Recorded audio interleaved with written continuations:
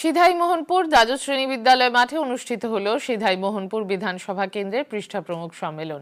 উপস্থিত ছিলেন মুখ্যমন্ত্রী ডাক্তার মানিক সাহা, রাজ্য বিজেপির সভাপতি রাজীব ভট্টাচার্য, মন্ত্রী রতনলাল নাথ, সাংসদ বিপ্লব কুমার দেব, দলের সাধারণ সম্পাদক ভগবান দাস, অমিত রক্ষিত সহ রাজ্য বিজেপির বিভিন্ন স্তরের নেতৃবৃন্দ। মুখ্যমন্ত্রী বলেন, দলের সংগঠনকে আরও মজবুত করতে পৃষ্ঠা প্রমুখদের ভূমিকা অপরিসীম। তাই এই ধরনের সম্মেলনের তিনি প্রশংসা করেন। রাজ্য সভাপতি রাজীব ভট্টাচার্য, মন্ত্রী রতনলাল নাথ, সাংসদ বিপ্লব কুমার দেব সহ অন্য বক্তারাও এই ধরনের পৃষ্ঠা প্রমুখ সম্মেলনের গুরুত্ব তুলে ধরেন। ভারত বলছি, বিকশিত ভারত 2047 মাননীয় প্রধানমন্ত্রীজি বলছেন ডেভেলপ কান্ট্রি করতে হবে।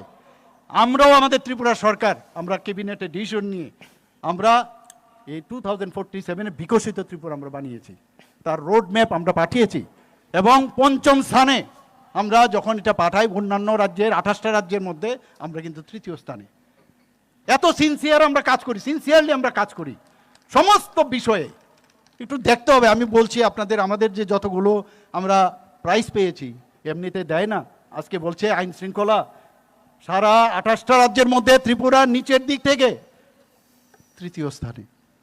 আমি সেদিন ডিজিজ এবং যারা আইজিজ কনফারেন্স আমি বলেছি, why third, why not first, you have to make it. আমি তো আপনাদের ইন্টারফেয়ার করি না।